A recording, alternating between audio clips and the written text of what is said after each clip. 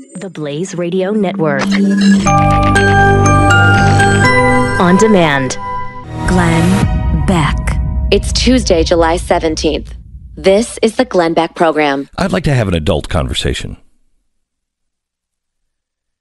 If you are somebody who is like the media that just wants to throw Donald Trump under the bus and just can't separate anything, is that everything is bad, today's show is not for you.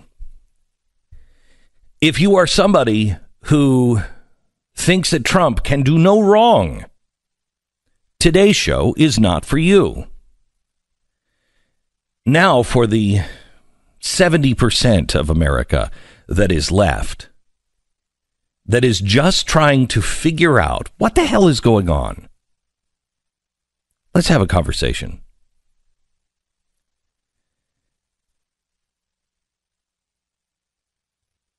Every time I think about everything whenever I talk about Donald Trump,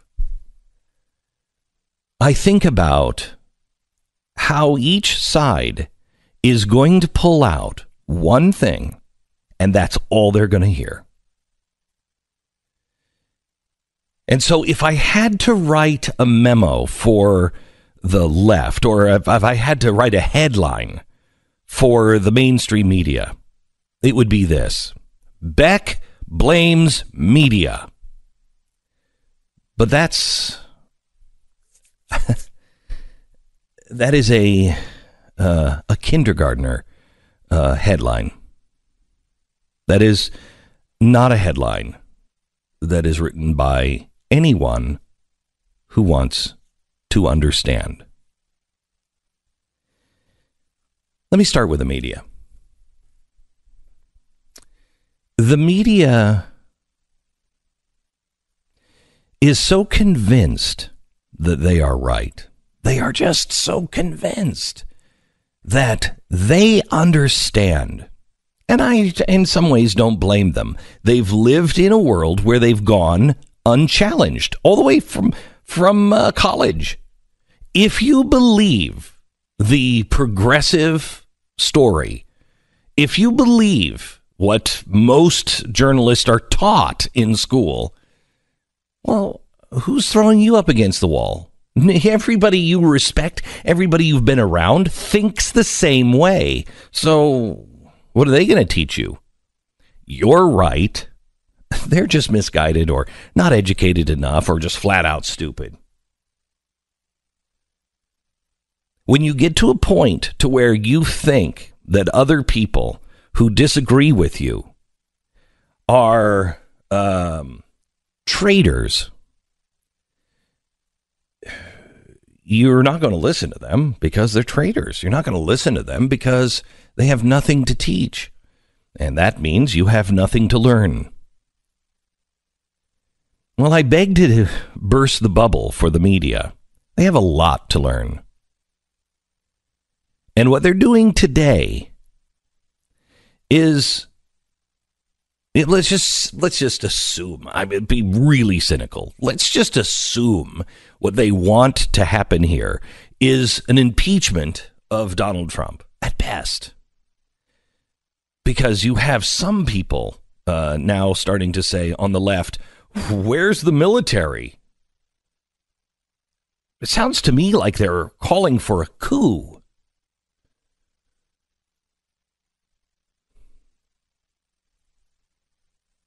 Let's just say that that's what they want to happen. They just want this guy impeached. They want him out of office. They want him to resign. They don't care. They just want him out of office. What you're doing is you're actually driving more people right into his arms. Because you've already sold the people that you were going to sell. And your behavior over the last 2 years has been so despicable that people who you could have captured are long gone because you're not fair. I mean, you'll notice that the Tea Party didn't start the day after the inauguration or the weekend of the inauguration. You didn't. No, that didn't happen. It was the policies. But you've made this personal. And I understand that. I mean, I can understand. He made it personal. He's made a fight against me personal. I haven't made it personal about him. Although I think I was going down that road because I was so angry and I just couldn't believe it. And then I realized what I would like to teach the media. You have to work with the world that you live in, not the world that you want. You are so desperate for the world that you want that you can't have it any other way. And that's not just Donald Trump. You did this before with Barack Obama. You wanted it so much that you were not going to let anything in that could possibly disrupt it.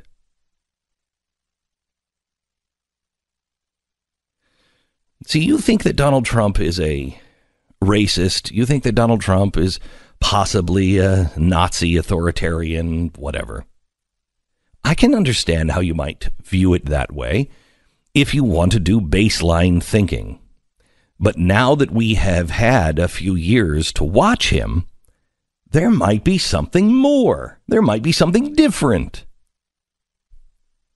For instance, I'm the guy who said, I think Barack Obama might be a racist. Now, that's all you focused on. You didn't focus on the next line where I said, it's not that I think he just has this deep-seated hatred for the Western culture. Now, you immediately took that line and made that into Glenn Beck's a racist, because what is the Western culture? Well, it's white. Well, that's what you were trying to say. I didn't believe the Western culture was white, but you did. I think Barack Obama did. And the reason why I believe that is because I understand what the radicals teach in universities. That it is the white man, it is the patriarchy, we're now in postmodernism where there is no truth. And the reason why we can't really take science, we can't use reason anymore, is because that came from the Enlightenment. So we don't use science. We don't even agree that there is a real universal truth. It's your truth. No, you're not a man. You're a woman, because today you identify as a woman. I'm sorry, but there are X and Y chromosomes. You're not white. You're black, because today you identify as black. Really? Okay, so if I identified, no.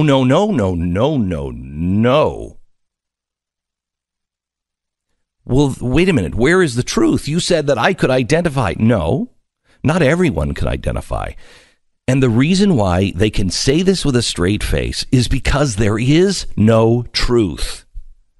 There is no objective truth anymore. It is all about the dismantling of the Western way of life.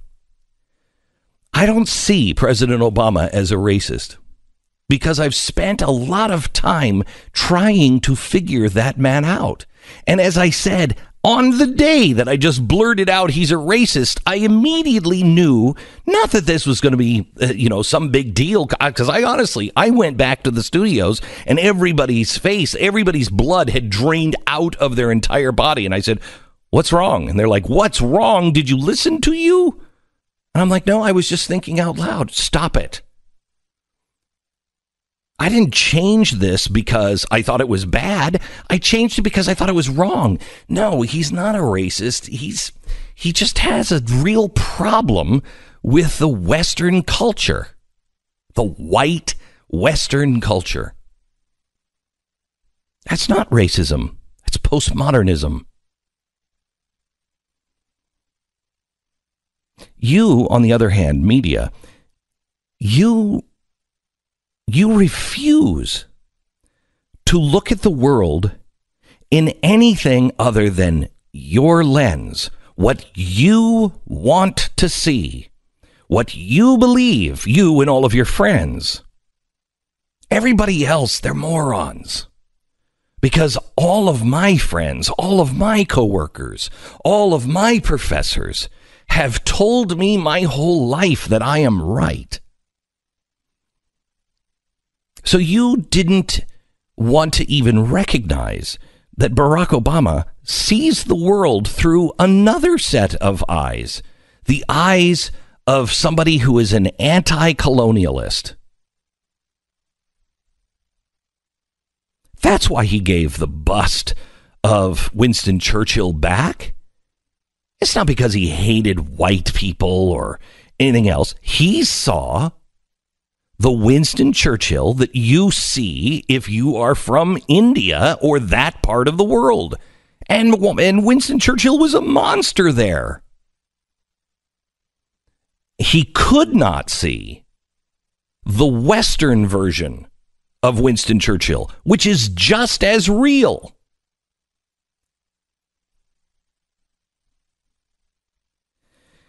And because you didn't want to explain that, or you didn't even think deeply enough about it, you just know, because everybody knows Winston Churchill, it was a killer. You didn't take the time to try to understand what that would do to the rest of the country, that weird philosophy. At least weird to somebody who grew up in America, let alone the West. You tried to normalize Jeremiah Wright and say that a man could sit there for 20 years and not be affected by that. That doesn't make any sense at all. Even Oprah Winfrey left that church and warned Barack Obama, I'm a racist? Well, what about Oprah? Because she said the same thing. And by your denial of any of this, it only fed the beast that something else is wrong. They're hiding something else. Well, as it turns out, yes, you were hiding pictures of Louis Farrakhan. You're still hiding a speech that Barack Obama gave that everybody who was there said would have been the end of his career. But you hid the speech. It happened in L.A. Everybody knows about it. You still haven't released it. I bet it wasn't as bad as you thought it was. But maybe it wasn't as bad as I think it was, because your absence on this has made it grow into a monster. Barack Obama wanted to change our traditions, the Western ideals, the images. By the way, I'm not saying anything that Michelle Obama didn't say. Barack knows to get there, we're going to have to change our values and our traditions. There's a lot of people that didn't want to do that. But this isn't about Barack Obama. This is just the setup that you've done it before. Now, maybe you knew who Barack Obama was. By the way, everything I've just said comes without judgment. You can believe any of that. And I can understand, actually, how Barack Obama did come to believe those things. I can understand his hatred for Winston Churchill. But I don't know if he could understand my love for Winston Churchill. You see, the ignorant would say, he hates Winston Churchill. He must be a bad guy. No, he grew up in Asia. And in Asia, they look at Winston Churchill from a different perspective because he was a monster there. They don't see the West. And they dismiss it, just as we dismiss what he did in Asia. Both are wrong. He's both monster and savior. He's both.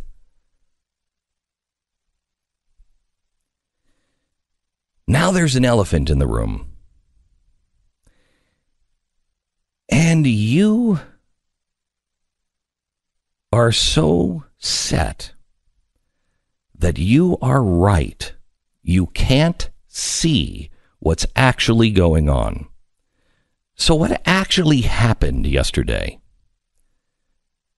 We'll begin there when we come back.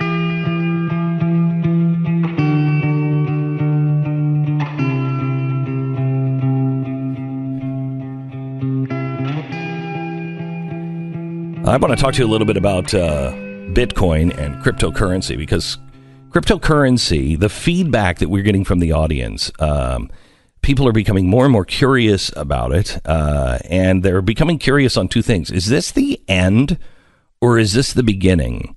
I believe that blockchain is the future, and the different coins are a lot like the .com, industry, and that bubble can burst. But blockchain is like the internet. It's here to stay. So we've just had our bubble burst like we did with the .com era, where it was crazy. Everybody's like, pets.com, I'll pay $6 billion for that. What? That wasn't real, but the internet was. Now we're getting all kinds of questions because we did a crypto course.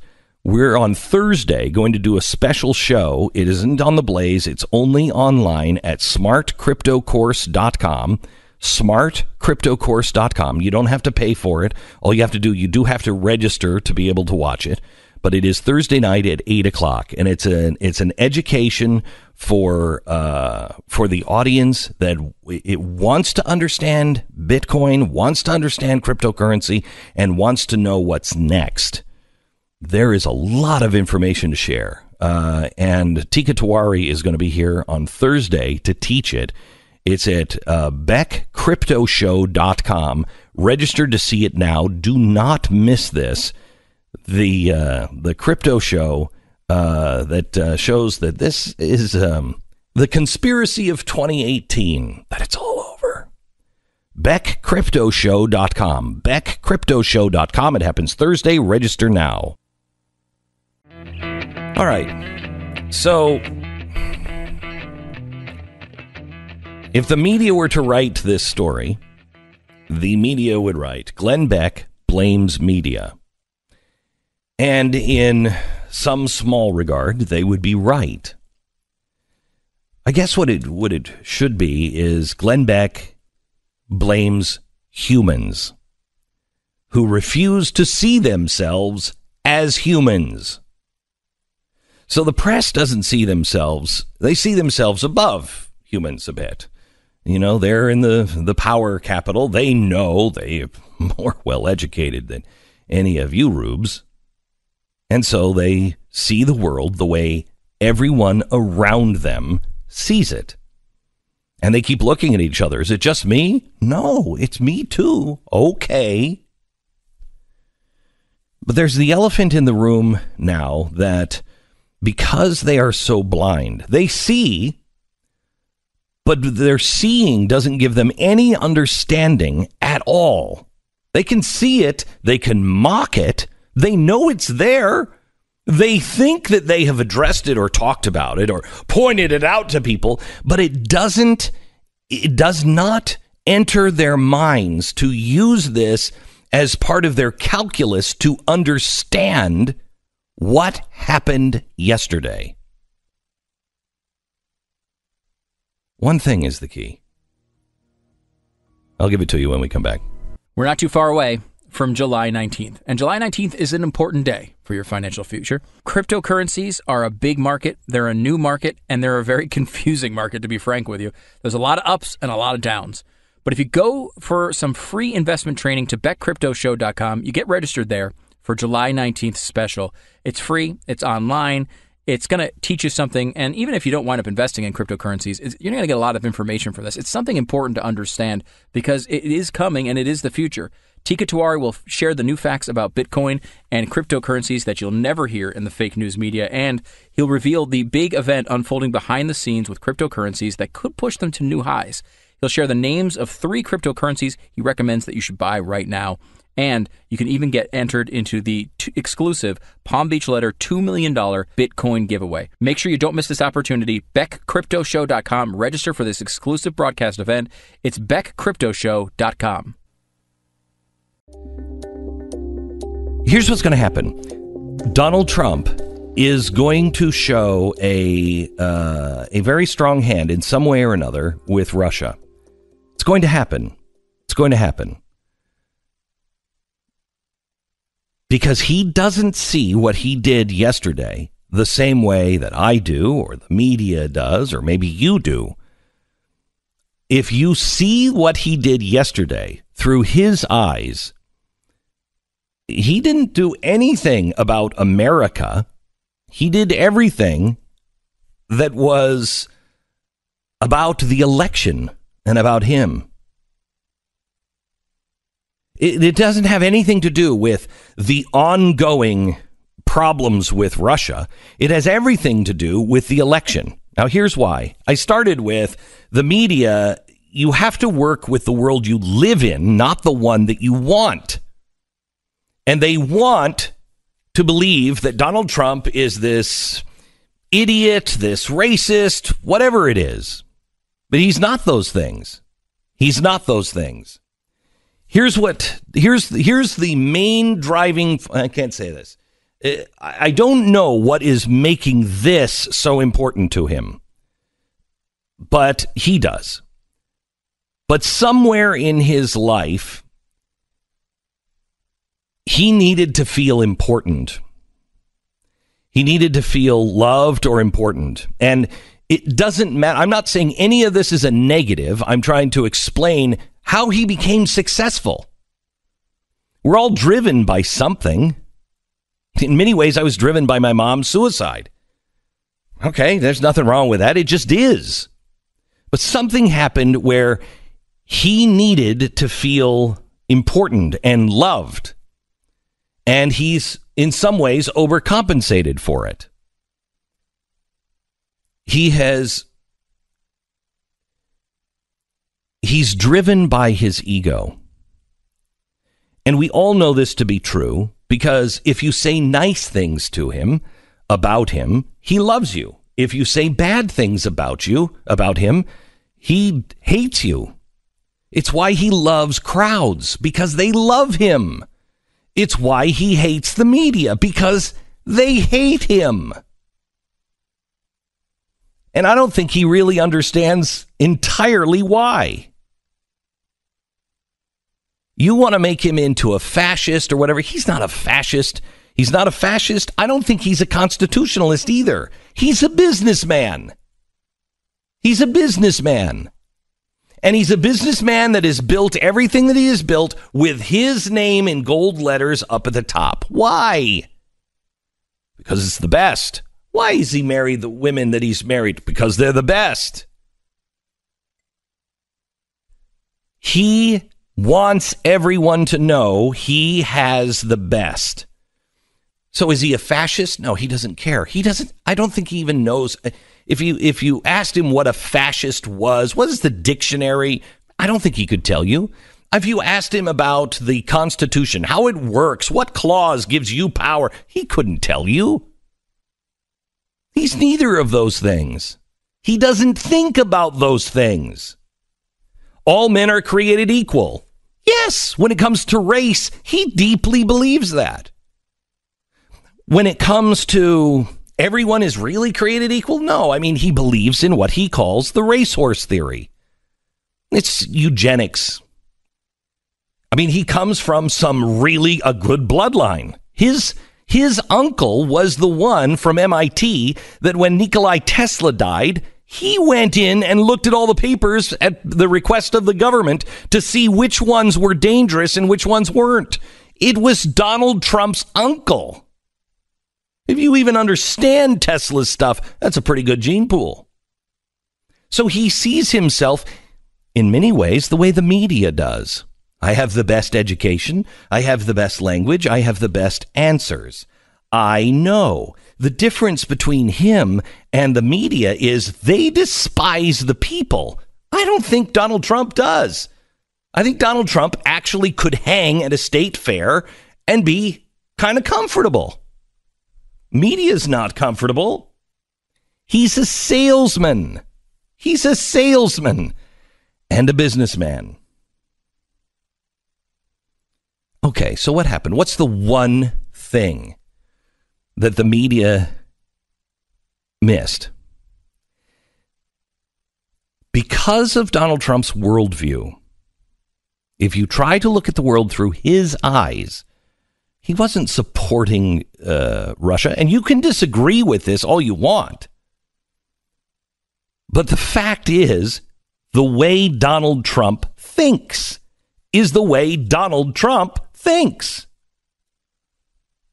You're not able to predict him because you can't think like him, because you don't know what really drives him. I'm the smartest. I have the most luxurious. I'm going to win. I'm going to win. I'm going to win. All right. When Donald Trump came down the elevator or the escalator to announce his presidency or his race to run, the media mocked him. I did. The media mocked him. Said this is a joke. This is just a publicity stunt. It may have been at the time. But the more people said that, the more I think he was like, oh, really? Really? It's a joke? The more people loved him and the more the media delegitimized him, the more he was set to prove them wrong. So here's what happened. Donald Trump first is called a joke by the press. Then he can't win by the press, including people like me. And then he wins. Now, what does the media do? The media does not accept the world that they live in. They can only accept the world that they want. And so they immediately go to delegitimize this guy. We immediately, before the inauguration, they're already protesting, and the media is already, with BuzzFeed, putting crap out. You know, he had a golden shower in Russia. The Steele dossier, Fusion GPS, collusion, Manafort, all of this. But what does Donald Trump hear? What Donald Trump hears is, you're saying that I'm not actually president, that I rigged the election. No, I was out busting my ass every day, and those people who are cheering for me are real, and their vote counts, and I'm the president. Now, there are 4 stories here that have to be separated. 4. Count them.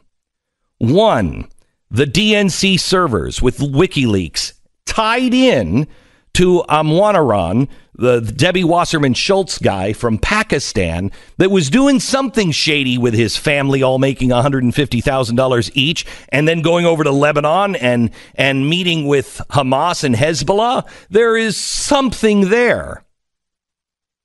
The Democrats are still hiding it. The press isn't looking for it. There's something huge there. And the DNC servers with WikiLeaks. That's one story. The second is the collusion in Trump Tower with Paul Manafort, and then the Steele dossier. That's all one other story. So now we have 2. The DNC servers and the collusion with the Steele dossier. The third story is the election fraud that actually happened, and it was thwarted, thank goodness, because they think like old Soviets. They think like it's a big state-run operation where all our elections are all happening at the local precincts. But we know that Illinois, Russians hacked in, and had they thought like Americans, they would have changed the outcome of the election in Illinois. But it failed. We know that's a fact. And the fourth is the Russian bots in social media. The guys who are in their underpants in the basement trying to, influence America. Not for Donald Trump or against Donald Trump, but to create chaos. Now, those are 4 stories, and each one of them need to be addressed. The hacking of the DNC servers and Amwanaran, that needs to be looked at separately. Number 2, collusion in Trump Tower, Paul Manafort and the Steele dossier. We know we're well down the road on that one. I haven't seen any evidence of anything. 3rd, the election fraud. 4th, the Russia bots. I haven't heard any talk about the 3rd one, election fraud. I don't know what we're doing as a country on that one. And the Russians, we're not really doing anything on that either, except a lot of talk.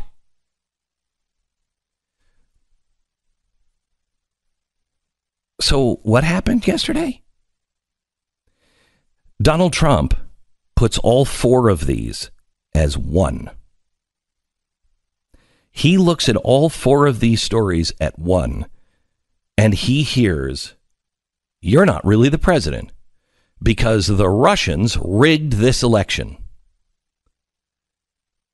And he immediately, fight or flight, goes to, no, wait a minute, the Russians didn't do that. What's the DNC? What are the DNC servers doing? What were they doing with the Pakistani? He said this yesterday. What were they doing with the Pakistani in the Capitol? Yes. That's not the same. That's not the same story. But the media has has done to Donald Trump what it's doing to the rest of the country. They have no foresight. They have no long vision. They can't see anything except themselves and the world that they want. And so they just keep hammering the same message over and over again. This time it's the worst. And they're driving Donald Trump into days like yesterday. And they're driving the rest of America into the arms of Donald Trump. Because the average person doesn't think that Donald Trump hates America. Now, that can't be said in all quarters for the last president because of his anti-colonialism. He hated colonialism. He may have been okay with America, but not with our colonial past. Nobody ever accuses Donald Trump of not loving America. He just loves himself. But I think he sees himself as quintessentially American. Yesterday was a bad screw-up. But I have a feeling that Donald Trump is going to do what he always does because he is Harry Houdini. He has escaped more tight spots, thrown into a trunk, all locked up underneath the ice of the frozen river, and somehow or another, he gets out of it. I don't know how that works this time, but I wouldn't count him out.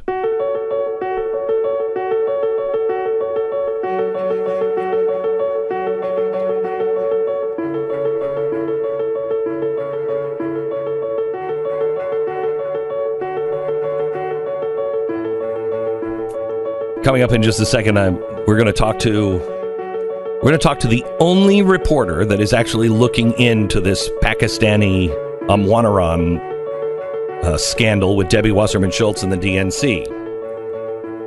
This is, again, a separate story and an important story. We'll get to that at the top of the hour. And your phone calls today, 888-727-BECK.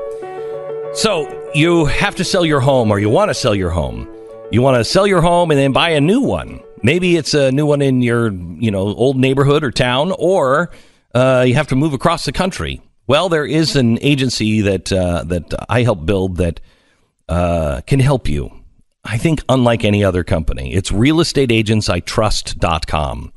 Working with the right agent makes a significant difference in the outcome of buying or selling your home. We have well over 1,000 agents all over America who are just like you. They're fans of the show. They share your sensibilities, and we have taken and vetted them. They've been handpicked for their knowledge, their skill, and their track record. Thousands of families have already put realestateagentsitrust.com to the test. The results are pretty remarkable, and I invite you to see them for yourself. It is realestateagentsitrust.com. And please interview your agent. We've taken time to pick these people for you. Now you do your homework and see if you don't find them the real estate agent that you trust. realestateagentsitrust.com. You want to buy or sell your home fast for the most amount of money, or if you're buying for the least amount of money, it is realestateagentsitrust.com. My job is twofold. My job is to try to make sense of what happened, to try to give you my perspective on the events that are going on today, and then to tell you in an opinion fashion of what I think that means for our future. What does this actually mean to you? So I've told you what I thought happened yesterday, but I haven't gotten into what I think it means to you. And I also really want to take your phone calls. Coming up in just a few minutes, we have Luke Rosiak. He's going to lay out this amazing story about Pakistan that nobody is paying attention to, and Donald Trump talked about it in Russia yesterday. We have to go through that just a little bit, and then your phone call, because I really want to spend some time with you. The number is 727-BECK. I'd like to hear what you thought happened yesterday. 727-BECK. Glenn Beck. The president is now home from his summit with Vladimir Putin, and the nuclear level fallout is reaching epic proportions. New York Times ran an article titled "Trump, Treasonous Traitor." Wow. Former CIA Director John Brennan tweeted that the summit was, quote, "nothing short of treasonous." Michael Moore tweeted, never mind, who cares? I'll save you from the rest of the, hyperbolic freak out. Well, maybe just one more. This one comes from Congressman Steve Cohen. "Where are our military folks? The commander-in-chief is in the hands of the enemy." No. Now, Congressman, I don't know how you actually meant that, but it kind of sounded like you, a congressman, just called for a coup against the president. Now, then again, Peter Cohen is the guy who suggested that Peter Strzok deserved a Purple Heart, so I should have stuck with a Michael Moore quote. All right, first things first. Yesterday's press conference with the president and Putin, I believe, was a disaster. Everything from what felt like the 5-minute rant on collusion to praising Putin's idea of offering up his agents for questioning if we agree to give up ours. Oh, wait a minute. I saw that Tom Cruise movie where they had to break into the FBI to get the knock list. But you're saying you'll give us your knock list if we give you ours? I don't think so. And then, worst of all, the president seemingly dissing the American intelligence agencies while siding with Putin. That's not good. Okay. I want to make this very, very clear to the American people. It's really okay if you think that Trump is good and yesterday was a disaster. It's okay. It's okay to admit that. Doesn't make you a traitor. Doesn't make you anything other than a thinking human being. If you support the president, you're a hard Republican, or whatever your affiliation. It's perfectly legitimate to call him out here because he's screwed up. And I think it's because of the way he thinks. I can understand how he saw it yesterday, but that's not the way he should have seen it. And it's actually our duty to call him out on this. I think it was John Adams who said, it's not the government's job to keep the people in line. It's the people's job to keep the government in line. Praise him when he does something right, like last week with NATO. Criticize him when he does something wrong. To act otherwise is to feed a cult of personality mentality. And that's not making America great again. But you know what? The left, you've got a cult of personality as well. Yours is just the media. I don't know what you're doing, but to sit here and act like Donald Trump hasn't done anything good or worthwhile, that's crazy talk. Or extreme leftist. But the reactions this morning are borderline insane. Treason? A coup? Are you kidding? I mean, the last time I checked, it's not treason to screw up at a press conference or to say, I don't really agree with our guys. It's not good, but it's certainly not treason. If that were the case, almost 90% of every elected official since 1791 would have spent time in Fort Leavenworth. Hyperbole is one of, if not the main reason, why nobody takes the media seriously anymore. It's why #resistance. That movement, that's a little more than a joke at this point. It's also probably why Democrats are losing their lead heading into midterms. Yes, that was bad yesterday. Whew, really bad. I don't know what he's going to do next. Knowing him, he's going to make it actually work out fine in the end. I don't like how close we're getting to the edge here, and it's okay to admit that. He should have something to answer for after this. I believe he owes the intelligence community a private apology, if not a public one. He needs the intelligence agencies. His follow-up tweet after the uproar began is not enough. But you know what? Can we just tone down the exaggerated freak out? We know you obviously don't realize this, but media, you're not hurting the president. In fact, I believe if Donald Trump is who I think he is, he's loving your freak out because I think he believes, and so do I, that you're basically guaranteeing his reelection.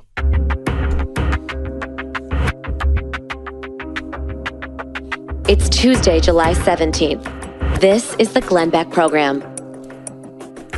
The only reporter that is actually doing work on the Amranaran, I can never say this guy's name right. I always feel like it's a joke.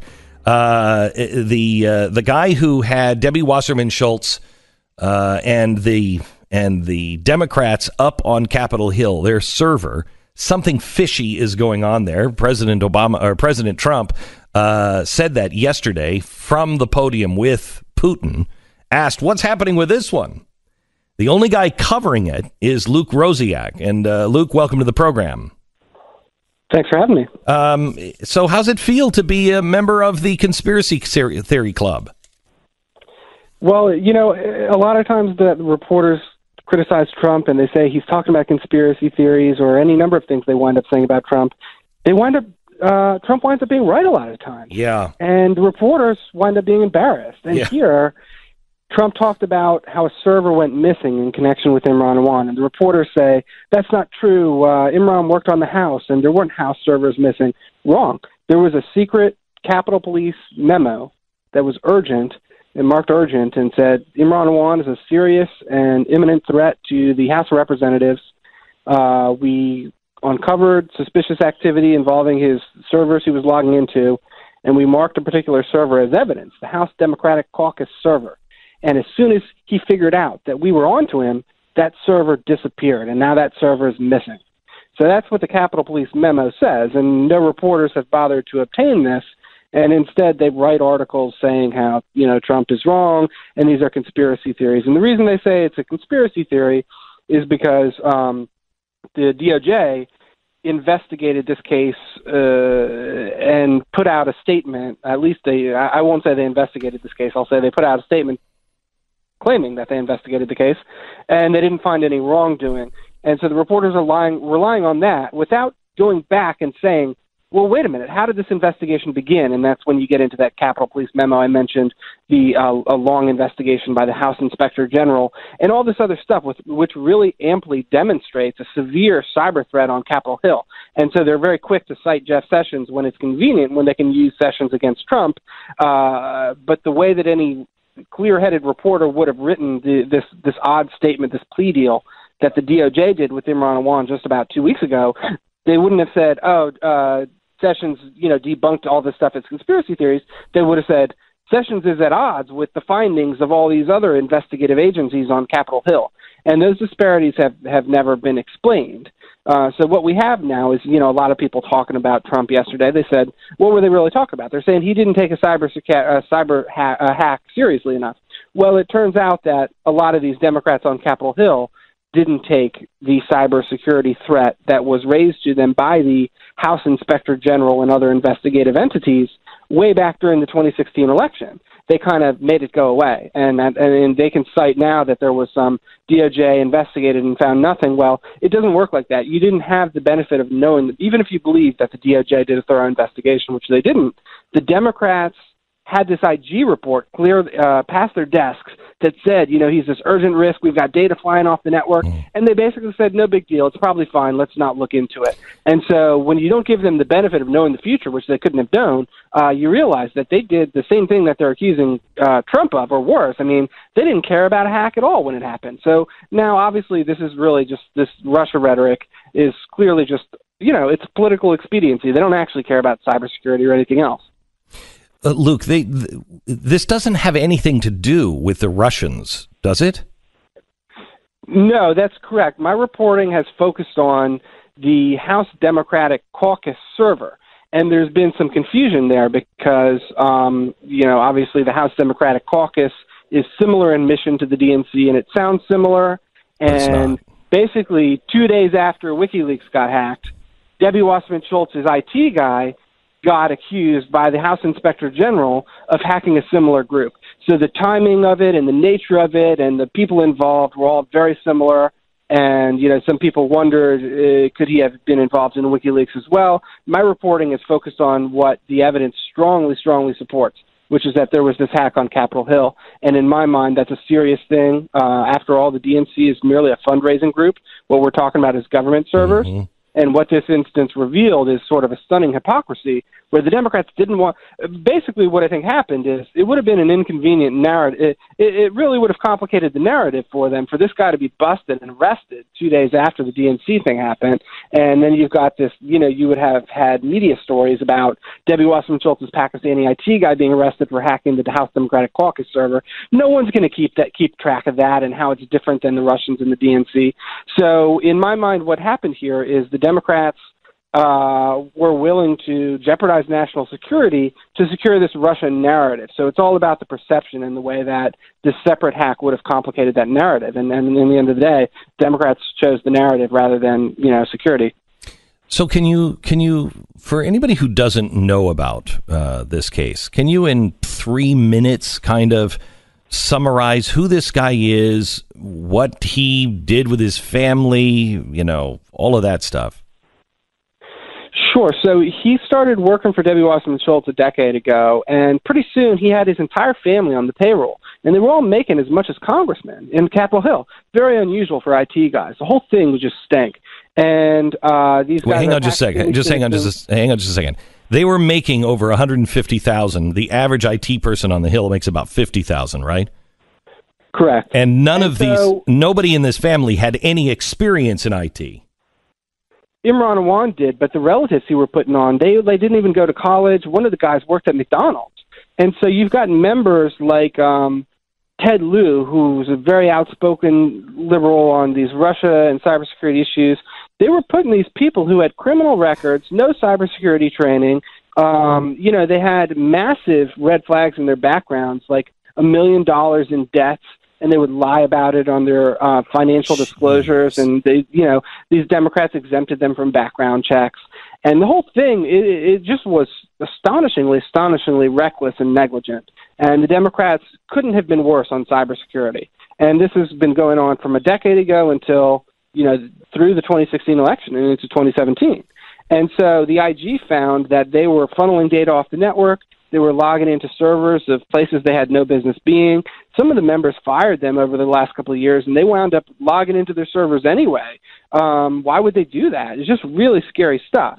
And so these guys they found out about this before the election, but they just kind of punted until after, which is that, what really concerns me is placing politics over security. And so they were kind of vague about what happened after the election, right after Trump's inauguration. They said, we're looking into something. It might be theft. I don't know what it is. It's very vague. So I started looking into these guys. This guy travels in Pakistan. First of all, he spends several months out of every year in Pakistan. He logs into congressional service from Pakistan. He's got an entourage of armed guards over in Pakistan that escort him, raising the question of how he has that kind of, why is he being protected by the Pakistani government? People in Pakistan say that he constantly brags about the power he has, the immense political influence. Basically he's really acts like he has all this power stemming from his congressional job. And, basically he's been in trouble his whole life. He's been accused of extortion-like behavior, blackmail type things. And that's what I'm really concerned about, because he had access to 1 in 5 all the emails and files of 1 in 5 House Democrats. So he finds out that the Capitol Police are onto him, and he flees the country and he gets busted. He arrested at the airport with $9,000 in cash. Before that, he had wired over $300,000 in Pakistan, and basically they only charged him with wiring the money over. But if you look at the case in totality, you can see that he clearly knew that he was caught doing something so bad that he fled the country and was frantically liquidating all of his possessions. So 2 years go by, I exposed all this really serious stuff, and you can see the documents. This guy had multiple wives under Sharia law in Virginia, and both of them were saying they were being held in captivity by him, and death threats were controlling. His own stepmom said that he was wiretapping her, surveilling her with high-tech equipment, and extorting her. My God, this is the exact kind of behavior that you would be afraid of in an IT guy in Congress who's been found funneling data off the House network. And you look into his background, it can't be a coincidence. I mean, this guy has the worst background you've ever seen in your life. And so Jeff Sessions, managed to kind of string this investigation along without doing anything for 2 years, even as it got weirder and weirder. And at one point, Imran was banned from Congress. He came in at midnight into the House office building, took Debbie Wasserman-Schultz's laptop, and left it in a phone booth. And on top of it, he put a little note that said attorney-client privilege. And so the Capitol Police seized the laptop because they realized that it was tied to him and he's a criminal suspect. And so Jeff Sessions has this laptop that Wasserman-Schultz threatens the Capitol Police to give back. She desperately doesn't want it seen. And so Jeff Sessions, basically, they give all the evidence over to the defense improperly, and they say it's a mistake, and they do all this kind of things that indicate that they're just clearly trying to make this go away, working with the defense attorney, who is incidentally a Hillary Clinton aide. And getting back to that laptop and that note that says attorney-client privilege, with Jeff Sessions' prosecutors go, well, he put a note, we can't look at it, which kind of gets to the heart of the matter, this deep state, just the ludicrous nature of what we've seen under the DOJ and how it's really forming a pattern. I mean, the idea that when you have a Democratic staffer, you can put a Post-it note and say attorney-client privilege and they won't look at it, it's the most absurd thing you've ever heard. I mean, could you put a Post-it note on a gun after you shot someone and say attorney-client privilege and then they wouldn't be able to use it? So there are so many signs. At this point, it's become, to me, sort of a deep state DOJ issue, right in line with what we've seen with Peter Strzok, where the DOJ hasn't, sure, they put out a statement clearing him, and the media has used that to make the whole thing go away. But the big issue here is, how can they justify this investigation? Because it is completely at odds with documents, many, many documents that show crimes, including things as simple as their House financial disclosures, hiding all this money that they were hiding away in different ways, including a car dealership that took $100,000 from an Iraqi government minister. Luke, I can't tell you how grateful I am that you are on the job on this. Keep nosing around and finding what's going on. I just wanted to have you on today to, thank you for your work, and also to let the American people know this is what the president was talking about last night. He is conflating a whole bunch of different stories into one, but this is a separate story and really important. What was happening with the with the Democratic caucus in the Capitol. How did this guy get hired? How did his family get hired? What were they stealing? What do they know? What's happening? All right, our sponsor this half hour is Simply Safe. I have to talk to you a little bit about just the best alarm company and alarm service that you can buy. Now, Simply Safe is good for your business. It's good for your house. Because they take the time to really do it right. It's all wireless. You own it. Nobody's going to come in with little blue booties and spend the day wiring your house. Simply Safe knows that you're smart enough to count the windows and the doors, and you know where the cameras should go, and they'll help you through that. But you should own it. That way you're not paying this stupid monthly fee of like $50. You own it. The price is unbelievable. Check it out, and you'll see how fast you're going to start making money if you have a security system now. And the monthly fee, if you want somebody to watch 24/7, is $15 a month. That will, contact the police and the fire and, do all the usual stuff. It's Simply Safe. Go to simplysafebeck.com right now. You're going to get 10% off your home security system. The best one made, simplysafebeck.com, simplysafebeck.com.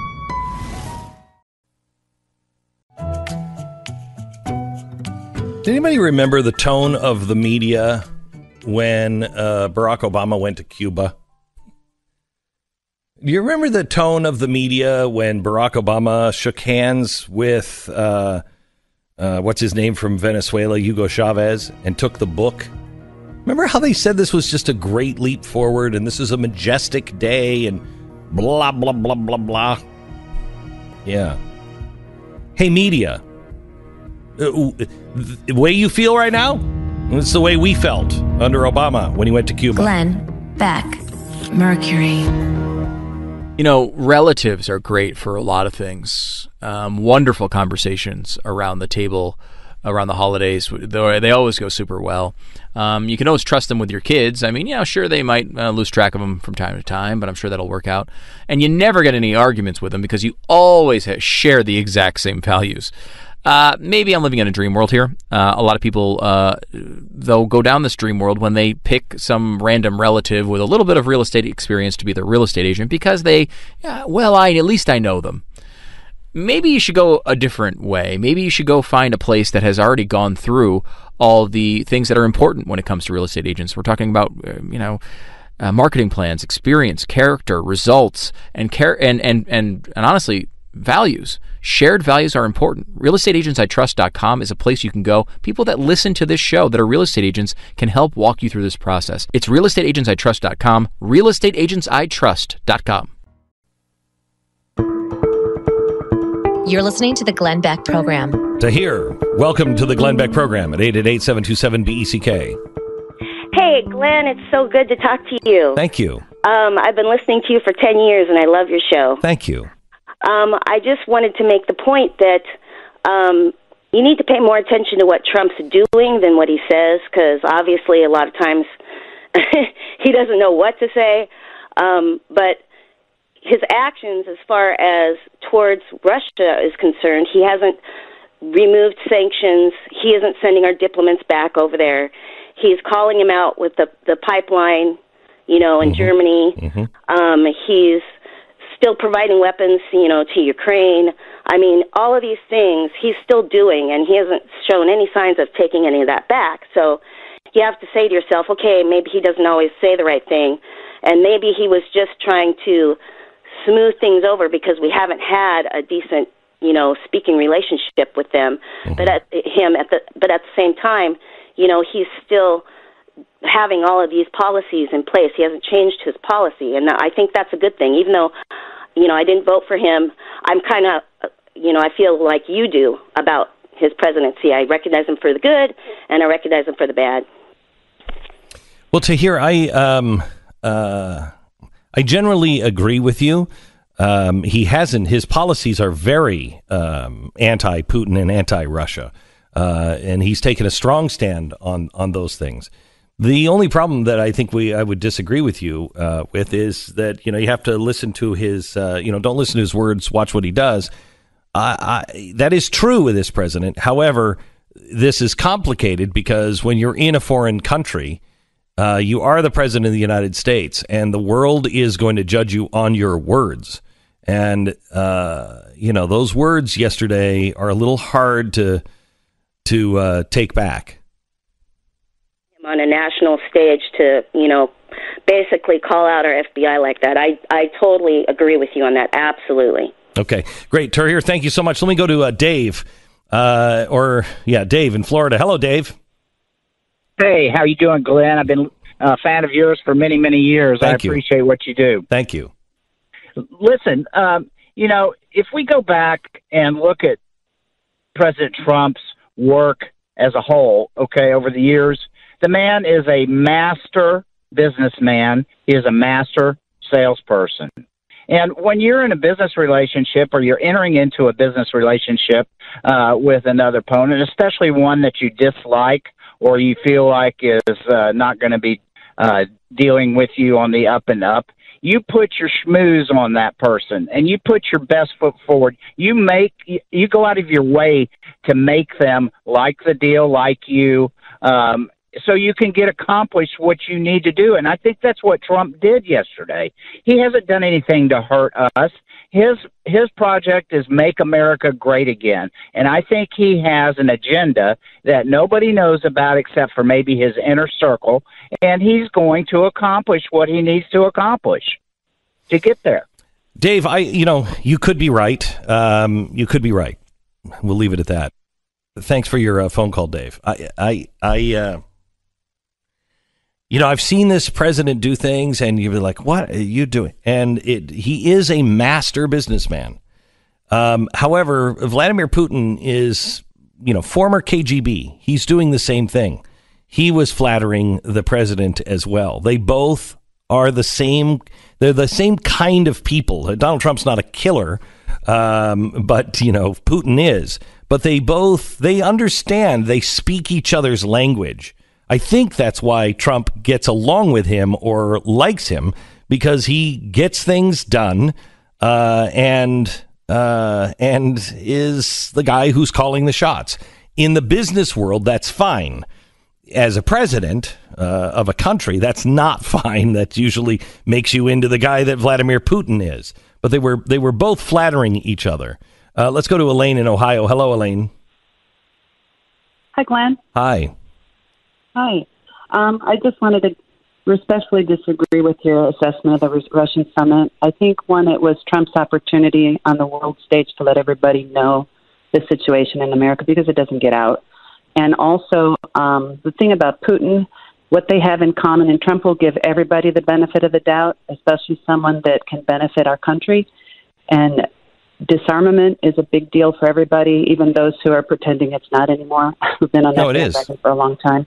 It is. And the one thing about Putin, too, everybody has the opportunity to grow and learn. This man's trying to spread Orthodox Christianity amongst his entire country. Oh, my.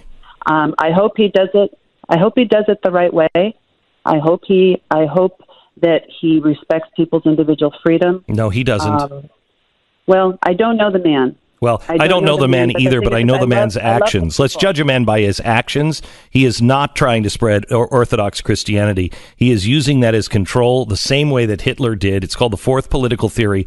Look it up. Do your homework before you start wanting to praise Vladimir Putin and Orthodox Christianity. He has, through agencies in Russia, has poured money into our churches here. He is a liar. He is a killer. And do not confuse him with anything other. Thanks for your call. Let's go to Dino. Hello, Dino. Hey, Glenn, how are you? Good. How are you? Love you. Thank you. Great. Trying to weather this Texas heat. Anyway, oh my gosh, is it just? It's like, I mean, hell cannot be this hot. It cannot be this hot in hell. I just moved here from Georgia. Oh, it's a whole different kind of heat. Oh my gosh, it is the fires of hell. Anyway, Trump looked really exhausted for the first time. I thought he was really, really tired. He had been to Brussels, he had been to England, he had been to Scotland, then Helsinki, and I think it was A, he was overtired, and B, two questions he gets, and they're both about Russian meddling, not about nuclear, not about cooperation with Korea, not about, anything other than meddling. I think he's so frustrated and irritated with the press that he kind of lost it a little bit, but I love the guy. I mean, he's a straight shooter. He says what's on his mind. Wasn't his best performance, but I think a lot of it just had to do with being tired. Okay, Dino, thanks so much for your phone call, and enjoy the heat. Enjoy the heat. It only lasts like this until about November. Oh my God.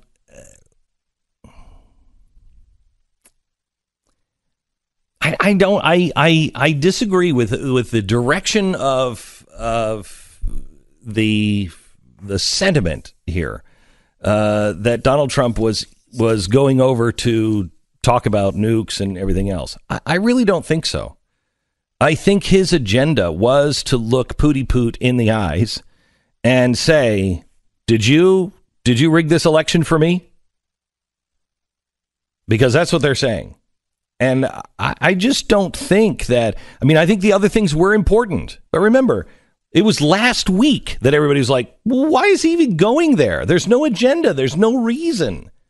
So don't buy into the huge agenda thing. Why did he go over? He was in the area.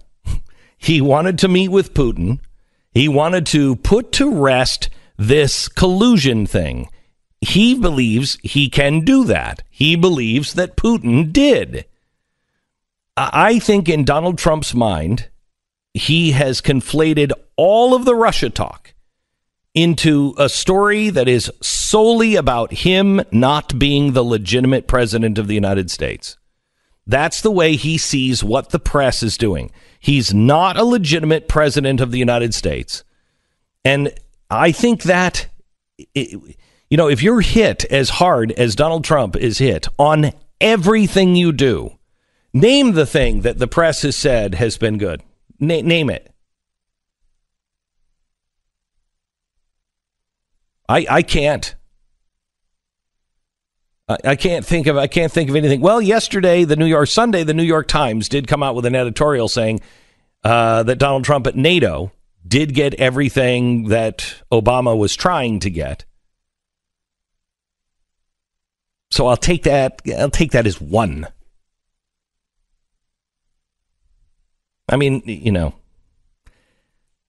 They've said nice things about his speeches or State of the Union, but then they don't. That's not. Tell me something. Look at the way they treated Israel.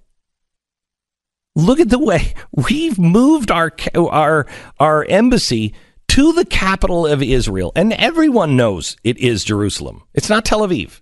The seat of the government is in Jerusalem. This was the worst thing of all time. Again, meanwhile, look at the press coverage of our president sitting next to a Castro. A Castro.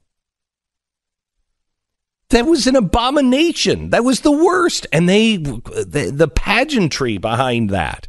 Oh, how magnificent it was that the president would watch a baseball game with Fidel's brother. No, that's not good. They just see the world in a totally different way. And if we want to be honest, nobody in the White House knew that the president was going to come out the way he did yesterday. That was a surprise to all of them. John Bolton said last year, this is an act of war. And what the Russians did, I believe, is an act of war. But, we're looking the other way because we don't want to go to war. But that doesn't mean we shouldn't talk about it. And we're not. The media is only talking about it to delegitimize Donald Trump. And that's why he went over. That's why he said the things that he did yesterday. And maybe he didn't plan on saying those things because he was hoping for different questions from the press. But why would they ever give him different questions? He should know better than to expect good questions from the press.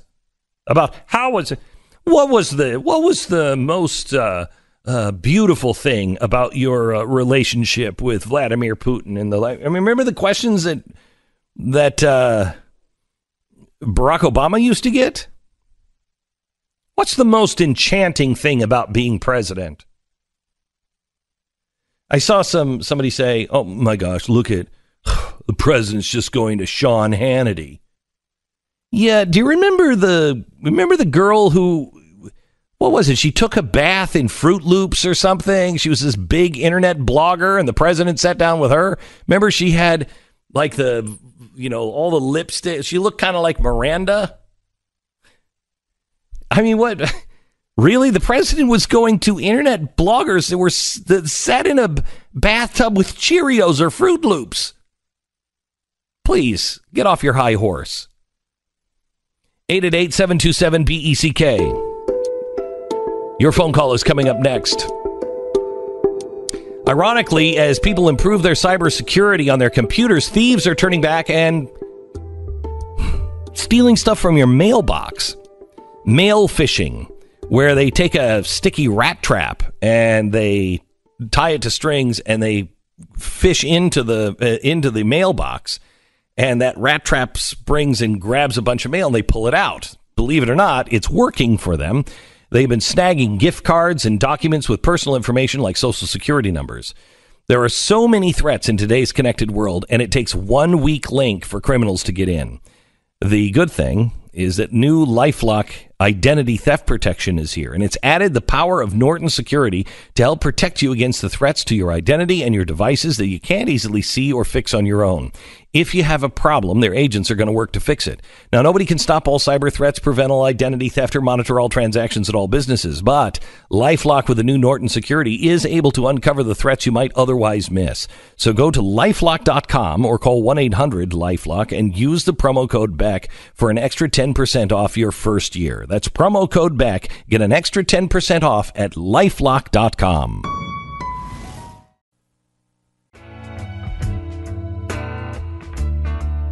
All right. Let me go to Tom in Delaware. Hello, Tom. You're on the Glenn Beck program. Hey, Glenn. Love your show, man. Thank you. Listen, I'm a military guy. Got 3 sons, great American warriors serving in the military. Thank you. That's all I want to say. I don't want to give any details, but here it is. Putin is going to give Trump all the intel he needs to indict Hillary and the Democrats because our intel services won't. Okay? And you can tell by their smirks. They almost mentioned it yesterday. That's what the whole idea of where's the server and we're all going to help each other investigate. We know they have it, right? The Russians have all the intel because everybody told us they broke in and got it. Okay. But they're not admitting that they did that with WikiLeaks or have it from WikiLeaks. That would require. I don't know about WikiLeaks. Well, they're the ones who did the hack, or at least released all the information from the hack. And if I know the way Donald Trump works, that's what the 4-hour conversation was about. I don't think they talked about nuclear stuff. I don't think they talked about maybe a little bit about Syria. And I think that only 2 things that Trump and Putin have in common, they're both men of action, and men of action despise paper shufflers. And all these people on the other side are all paper shufflers. They're not people of action. All right. Thanks so much, Tom. I don't think it's healthy for the president of the United States to be in league with Putin. I don't think he is, and that's why I reject your standard there. I do believe that there is something to this Amwanaran issue with Debbie Wasserman Schultz and the DNC caucus on Capitol Hill with that missing server. And I do think that they did talk about that. And I do think that Putin may want to tell, something. When Donald Trump said he's going to come out with something here, it may be involving something like that. But that is just a smokescreen to cover what Russia is doing as well, even if that all turns out to be true. But I don't believe they're in league with each other. Glenn Beck. Well, the revolutions of the past have always been started by youth, and the left is desperate for young blood, more fresh blood. and they're turning on their own. As reported by the Los Angeles Times, Senator Dianne Feinstein is more often considered a radical, but now not so much. Not so much. She's not too radical. For California, you can't become too radical. That's why California has moved to the left, and they endorsed Kevin De Leon. Now, the Democratic Central Committee, which sounds awful Soviet, said they wanted to send a message. I just think we need a younger, progressive person there. The Democratic Party in California has moved to the left, and he personifies those values. Feinstein and De Leon are going to face each other in November because California has an open primary system in which the top two finishers face each other regardless of the party. So the left is going hard left.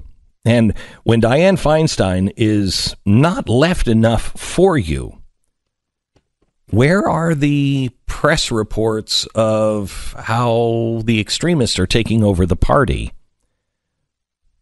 A trend is starting to spread. A growing number of Trump's base are former Democrats. In fact, 21% of the people who voted for Donald Trump have voted for Barack Obama. 15% of them voted 2 times for Barack Obama. So in response, Democrats are now prowling for a new base, a young base that has never voted before. Now, I don't know how this is going to work out. Many have predicted that the next generation of voters are going to be the most conservative generation since pre-World War II. I guess they've just watched as their older siblings or parents have returned from college with pink hair, atheism, exorbitant debt that they'll never be able to pay, infinite genders, and decided that maybe personal responsibility, some sort of a moral compass, and perhaps hard work is preferable to postmodernism.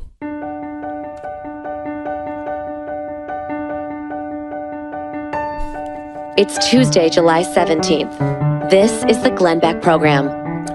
A guy who might know the answer of what's coming next is Ian Bremmer. He is a political scientist. He is the author of Us Versus Them, The Failure of Globalism. And last week wrote an article for Time magazine, Trump and Putin will call their summit a success, but don't expect U.S.-Russia relations to improve. Welcome to the program. Ian, how are you? Glenn, good to be back with you. So tell me, how did things go yesterday, in your opinion? Well, look, obviously this was not one of Trump's better moments, and I think even if you were watching only Fox News yesterday, yes, you saw that the coverage was on balance negative. Why do you not have your advisors in there? Why are you making equivalence between the FBI and the KGB or the FSB, the successor to the KGB? He clearly made Putin look good, and he did not come across as the president of the United States. But if you ask what actually came out of the meeting in terms of substance, Trump did not offer recognition of Crimea as part of Russia, certainly did not promise reduction of sanctions, nor would he be able to implement such, I think, if he did promise them. Didn't say that the U.S. was going to suspend military exercises in the Baltics or withdraw any troops in Poland, isn't reducing American defense spending, which is going up, isn't talking about taking troops out of Syria. In other words, all of the things that have led to a U.S.-Russia relationship that's pretty hard line and certainly in its worst position as it's been in decades, I don't expect that in any way to change, despite the fact that Trump individually clearly would like it to. Yeah, I don't think, the people around Donald Trump know exactly who Vladimir Putin is, and his policies have reflected that. I really think, Ian, that this whole thing was him going over to stand with Putin, who would say, no, we didn't fix the election so Donald Trump would win. Because I don't think Donald Trump sees the difference between the social media hackers and the DNC hackers and all of the other things that are going on with Russia. He sees all of it as one big ball that says you're not a legitimate president. Would you agree with that or not? I'm sure that's true. I think anything that implies that his electoral win was less than the biggest, most extraordinary yes. Win that we've ever seen is not acceptable. Right. And but there's also the question. I mean, he clearly is aware that the Russians were involved in hacks against the DNC and against the elections, and not just in terms of cyber attacks, but also disinformation, Mm-hmm. lots of Russians pretending to be American citizens, voters, and influencing people. And whether or not it flipped the election, I certainly have no view, and I'm even somewhat skeptical, but it clearly matters, right? In the same way that Trump spending money matters, and all these things we do matter for elections. And you have to wonder, with Putin saying, yeah, I wanted Trump, I didn't want Hillary, he said it yesterday, if Trump also isn't going over individually to see Putin and get any sense of, hey, what are your plans for the midterms? What are your plans for 2020? Mm-hmm. I mean, whether or not he's going to say that, he's certainly thinking about it. So was this the disaster that the press said? Or some at Fox that said this was the greatest thing ever? What was this? How is this going to be remembered by people, not by history, because history is written by sometimes people I don't necessarily think get it. But how is this going to be remembered, Ian?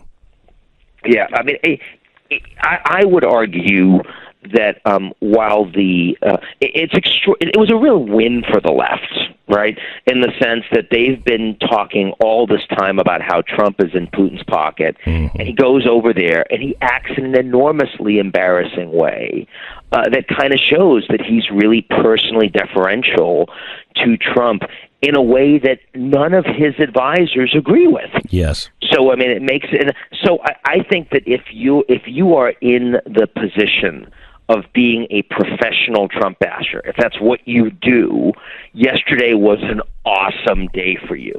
Right.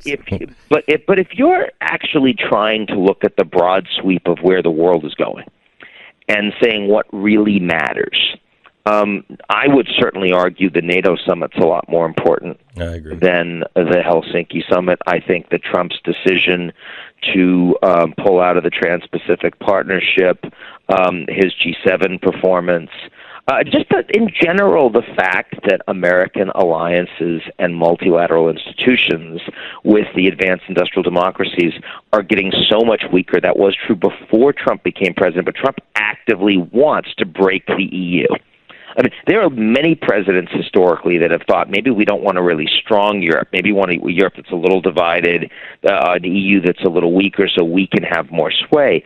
But there's never been an American president that wants the EU to go away. And Trump does. Trump actually believes that he would be better off if the EU were to break. And I think that is really, really wrong and bad for the United States. So hang on here for just a second. You've been dubbed the rising guru in the field of political risk by The Economist. What the hell does that even mean? I guess it means that a very wonky British magazine thinks I'm very cool. Right. But in political risk, that means you can see they think that you're pretty good at seeing what the risks are and how things might shake out, right? Understanding how politics affects the markets all over the world. Okay. For example, the relationship between those things. Sure. All right. So let's go back to the EU now. Yep. You just said, I think that would be really bad for us, and it could be very bad for us. But let's talk about it from the people in the EU, far as their sovereignty. I think there is this undercurrent of nobody trusts the media, nobody trusts their government. They feel that their government is out of step and erasing their identities, which is really dangerous because that leads to, for instance, this identitarian movement overseas, which quickly spirals into Nazism or extremism.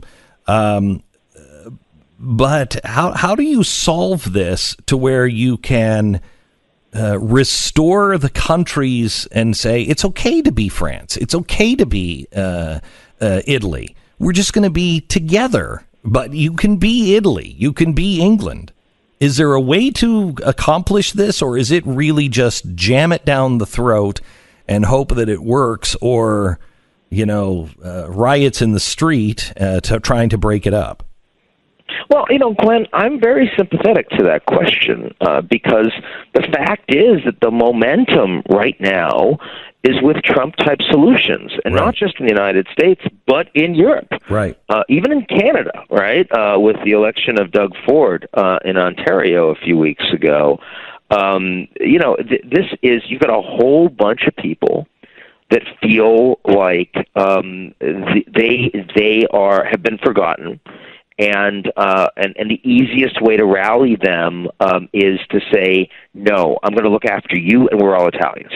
Mm-hmm. And no more of these outside Libyans coming in. I'm going to close all the ports. I'm going to look after you, and we're all Germans. Mm-hmm. And no more Syrians, no more Muslims coming in. And Brussels, open borders, free trade, don't trust any of those people. The fact is that when Trump was over in the UK meeting with Theresa May and embarrassing the hell out of a sitting prime minister, the fact is that Trump is more popular in the United States than May is in the UK. I'm not saying that justifies it, but it is a fact. And one has to ask how that is true. Why that is true. Because if you're not going to address the underlying problems, as much as I would like to see the EU stay in place, I can't sit here and pretend that it's going to get stronger. It's only getting weaker. It's only getting weaker before Trump jumps up on it, up and down, tries to see if he can shake some more pieces. It will collapse on its own weight if they don't address the underlying problems. And they just keep crying racism, when that may play a role for here and there. But for the vast majority, I don't think it is racism. I think it's multiculturalism, which is vastly different. And nobody is addressing the people's feelings, which only leads to trouble. You're not addressing a lot of things. You're not addressing the fact that working classes in the United States and Europe have not seen their opportunities grow. In fact, they've seen them deteriorate while the top 1% and 10% are doing better. You're not seeing a response to people who feel like the country and their communities don't look like them, don't feel like them anymore, when they've been forgotten. Say, wait a second, you're going to bring... Oh, geez, did we lose Ian? This is like the second time at this time we have. Oh, there you are. Okay, we missed the last 20 seconds.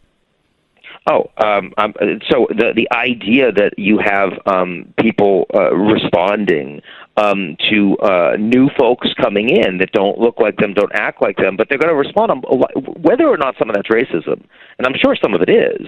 But nonetheless, if you haven't been taking care of the people that are already in your country, you can understand why those people would say, and you're going to let new people in? Right. I mean, correct. Turkish workers, educated with jobs in Germany, are some of the most virulently anti-new immigration, because they recognize that those new people that don't have the education and aren't going to perform as well in the economy, going to seem to be expensive, potentially is going to poison the well by Germans against the Turks. Mm-hmm.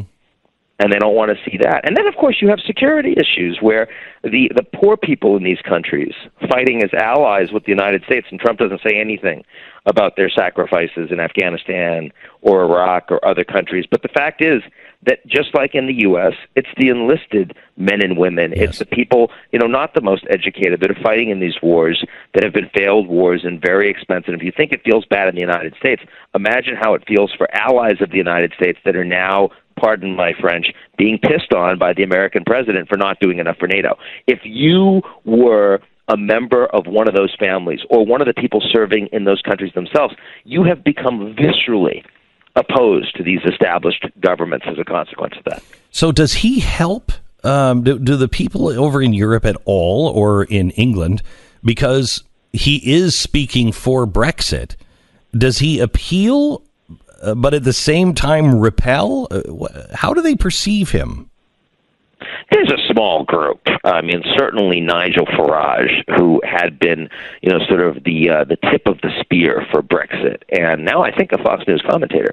But in addition to that, ran the UK Independence Party. He and many of his supporters think that Trump is useful and agree and align with this idea of draining the swamp. Even if Trump's not actually doing that, they like the message. They like the anti-political correctness that absolutely resonates, just as it does with the alt-right in the U.S., that resonates with a lot of people, a lot of young people too, across Europe.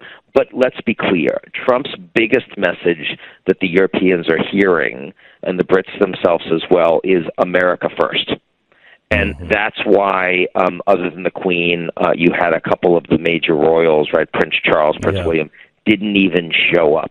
That's an astonishing thing for a visiting American president, and it's because America First feels so bad, so contradictory to the special relationship that pretty much, so many of the things that Trump has done outside the United States are disagreed with by every major American ally, whether it's leaving the Paris Climate Accord or leaving the Trans-Pacific Partnership, leaving UNESCO, moving the U.S. Embassy in Israel to Jerusalem, unilaterally pulling out of the Iranian deal. Literally every American ally in Europe opposes those moves, and that's quite something. And that's a pretty broad feeling across European populations as well. Ian Bremmer, thank you so much for being on, author of Us Versus Them, The Failure of Globalism. Thanks, Ian. We'll talk again. Glenn Osbridge. It's kind of interesting because he was reading that list, and I was like, yeah, that's good. Yeah, that's good. Yeah, I like that, too. I guess I would be very unpopular with the governments of Europe as well. Perhaps you would be, too. Let me tell you about Goldline. Goldline has a brand new product that has been printed by the Royal Canadian Mint. Now, this is another harebrained idea that came from me because, I study history and I've studied revolutions and I've studied economic collapses. And, it always ends with somebody, picking diamonds out of poop to get out of the country. So what do you do if everybody controls everything that you have, or if the dollar collapsed, what do you do? So we've asked the Royal Canadian Mint to make what they have named now the Maple Flex bar. And it is a bar of silver that is 19 individual bars that make up 2 ounces of silver. And it makes it possible for you to just keep breaking pieces of this off. And they look like square coins, Canadian coins, and they're all marked, for exactly the percent of silver and the weight of each. There are 10 1/20th ounce bars. There are 5 1/10th ounce bars, 4 1/4 ounce bars, and it's about the size of a credit card. Each bar legal tendered, guaranteed for their weight and purity by the Royal Canadian Mint. They are only available at Goldline. Call or visit for more information at goldline.com or pick up the phone and call them at 866-GOLDLINE. That's goldline.com. Call them now, goldline.com or 866-GOLDLINE.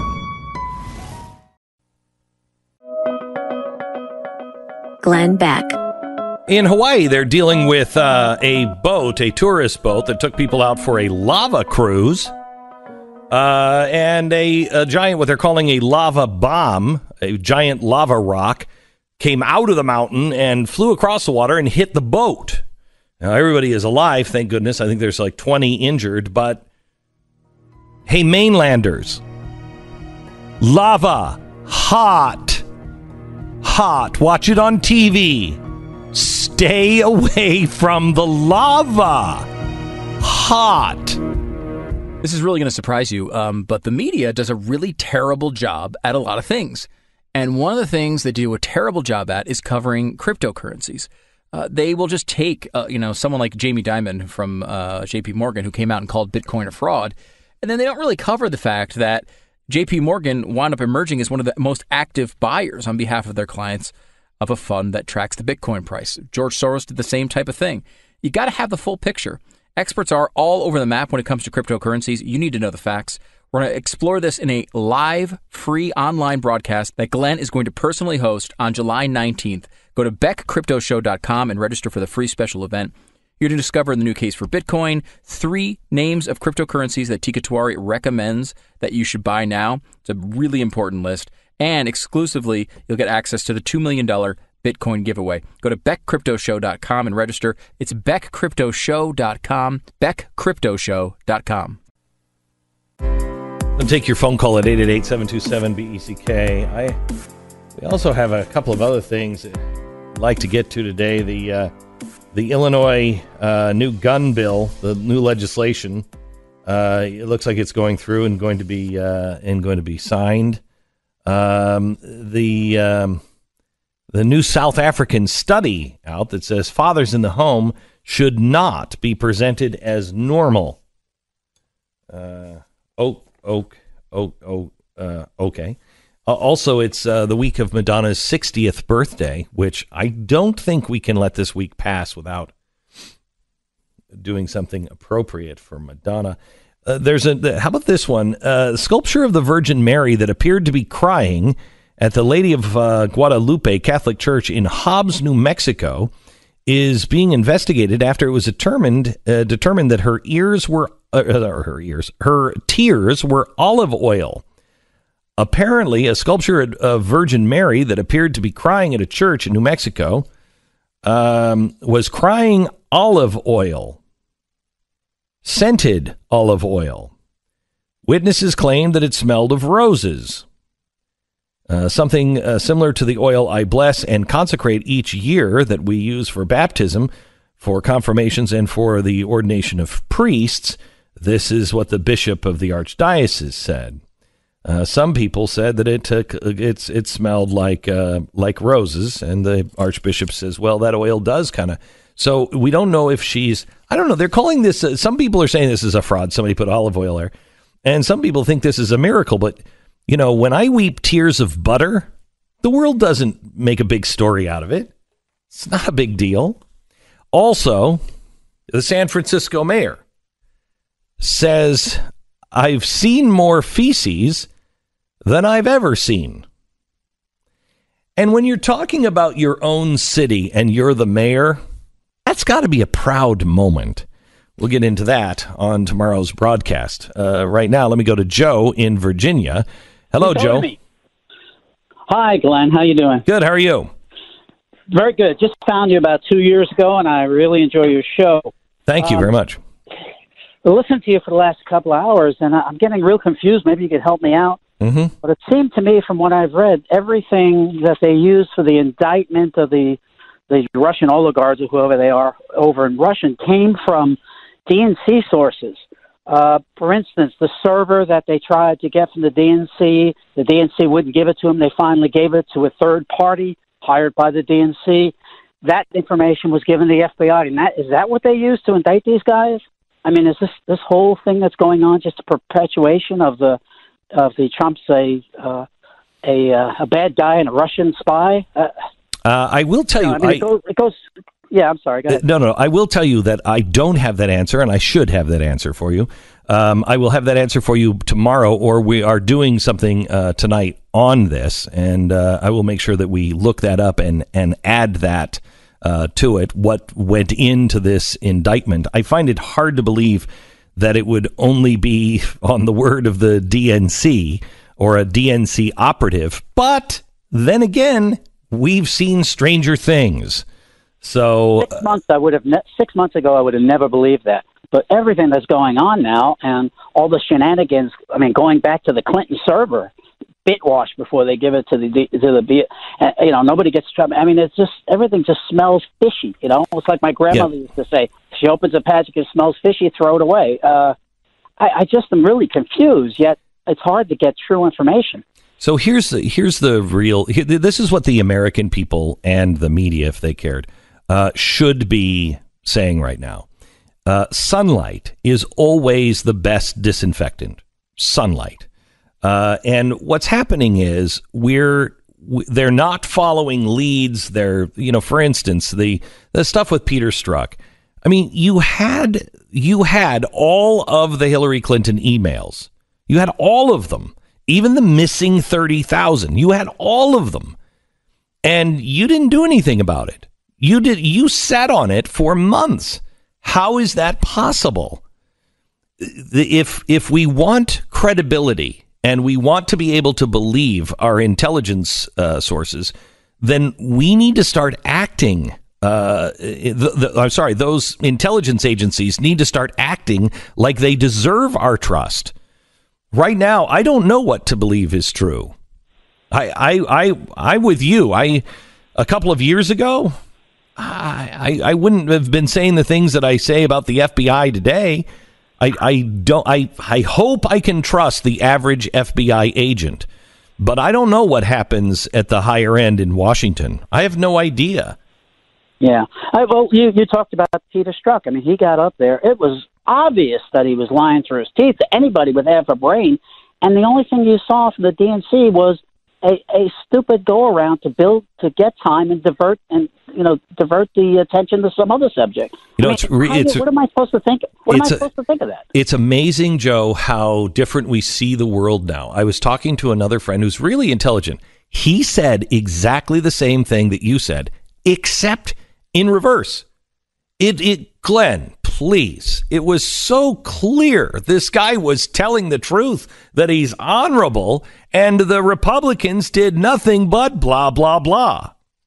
I didn't think it was, I didn't trust him at all. Something in my gut, and I think it was his arrogance, said don't trust him. However, I thought both sides looked bad. I thought both sides, Louis Gohmert, who's a friend of mine, he went too far. What are you doing, Louis? Stop it. Both sides went too far on that one, but I can understand at least the Republican point of view on this, on saying, look, something is fishy here. Something is really not right. And I'm sorry, but if you have the point of view to where you are this strong against somebody who is running for president, you should recuse yourself. If you really want to be honorable, you would say, you know what, I think this could even just come back. I know I can keep it separate, but I am just not a fan.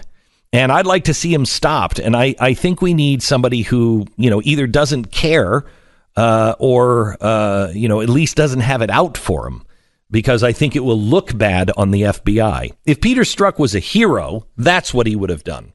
But he didn't. I don't trust him. But I don't know where to go to get that trust, because no one in Washington is acting trustworthy. No one in the media is acting trustworthy. I don't trust it. Let me ask you this, Joe. Do you trust the Republicans much more than you do the Democrats? No, I'm an independent. I voted both Republican and Democrat. Of course, with everything that went on, and especially after Benghazi, there was no way I was going to vote for Hillary. Correct. And I very begrudgingly voted for Trump, mainly for picks on the Supreme Court. Mm-hmm. But I try my damnedest to open mind. I mean, I listen to Fox News in the morning, then I listen to the Today Show, and then I used to put the MSNBC on. I can't stand listening to them anymore. Yeah. So it's like, what the hell are you? Excuse my language. What do you do? Yeah. Well, you just keep searching for the truth, and you don't corner yourself with one point of view. I think it's really important. Last night I watched Fox and I watched CNN. And I think it's really, really important. I mean, if you didn't watch Fox last night, you missed a piece of what I thought was fantastic journalism, and that's Chris Wallace. Chris Wallace asked for some hard answers from Putin. Let me play Wallace Putin on opponents' murders, please.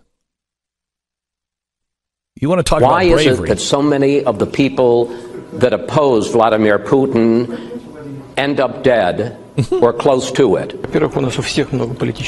Well, first of all of us have plenty of political rivals. I'm pretty sure President Trump has plenty of political rivals. But they don't end up dead. Not always. Well, haven't presidents been killed in the United States? Have you forgotten about it? Well, has Kennedy been killed in Russia or in the United States? Or Mr. King? What happens at the clashes between police and civil society and several ethnic groups? Well, that's something that happens on the U.S. soil. All of us have our own set of domestic problems. But going back to what happened in Russia, yes, we do have crime, and unfortunately, there are some crimes. And at some extent, Russia's statehood is maturing, and there are some side effects, and we persecute people responsible for these crimes. Okay, not really, because you're responsible for a lot of those murders, sir. But I think if you haven't watched, it's 33 minutes. You can watch it on YouTube. The Chris Wallace interview with Putin, that was great journalism. He held his feet to the fire. So you've got to watch. You've got to watch everything. You have to watch both sides, and then just don't get mired into the pick a side, because there's nuance here. What happened yesterday was, I thought, an embarrassment. I really do. It was an embarrassment. It was Donald Trump's Neville Chamberlain, wanting so badly for this to be true that he holds up a guy and says, "Hey, listen, we can trust him." No, you can't trust him. But it's because he wanted it to be true. And it was kind of a sad day yesterday. At least I thought it was. But then again, there's other things that are happening. For instance, by him going over, we have a Chris Wallace interview that is really quite interesting. You learn so much about Vladimir Putin. And we also found a guy who's not, quote, fake news. A guy who's not in bed with name the person. I love the fact that the press is upset that Sean Hannity did the interview because he's friendly. Oh, yeah, I'm trying to remember all of the times that Fox got to host the president for an interview. I'm trying to remember all the times that Barack Obama did interviews with Fox. How many times he sat down with Bill O'Reilly. Mr. Putin, there's another thing. I love when you say that your people, we have crime. Yeah. When you brought up Kennedy and Martin Luther King, those were killed by civilians that we caught, and they were just using a standard hunting rifle. Okay? Both of them. Standard hunting rifle. Your opponents are killed with polonium that only you or people like you have access to. We don't even have it. You are the only one that has access to it. It's deep in some sort of Russian vault. If it's not you, somebody's getting into your vault, Vlad, and you should arrest them. There's a difference between what's happening here in the United States with Kennedy and MLK and your opponents. That I love the one who threw themselves out their own window. Except it wasn't their window. It was the window above their apartment. When I commit suicide, what I like to do is go into the wrong apartment on the wrong floor and then think about it and then mysteriously throw myself off of a roof. Yeah, that one hasn't been solved. I wonder why, Vlad. I wonder why.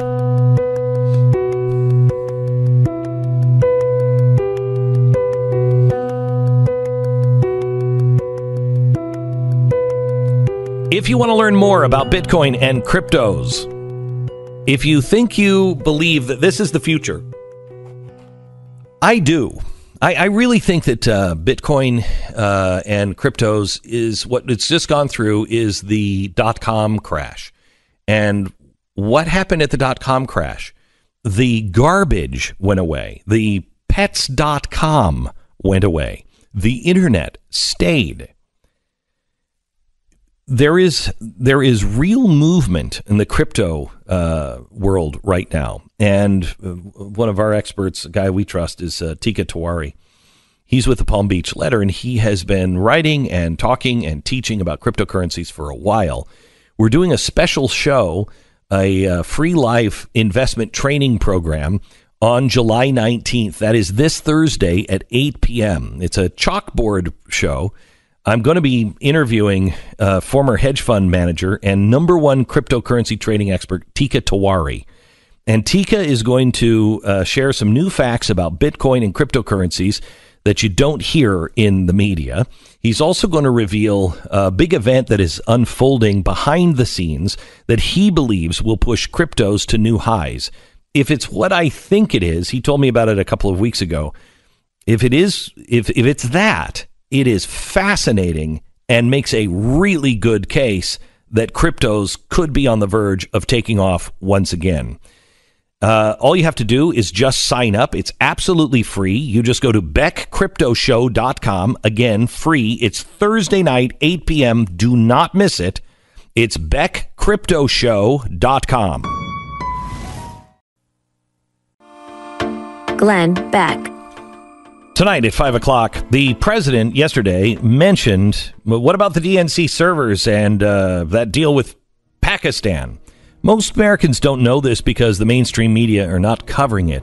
This is one of the most important underreported stories, I think, of the last 2 years, and we lead with that tonight at 5 o'clock only on TheBlaze TV. Glenn Beck, Mercury.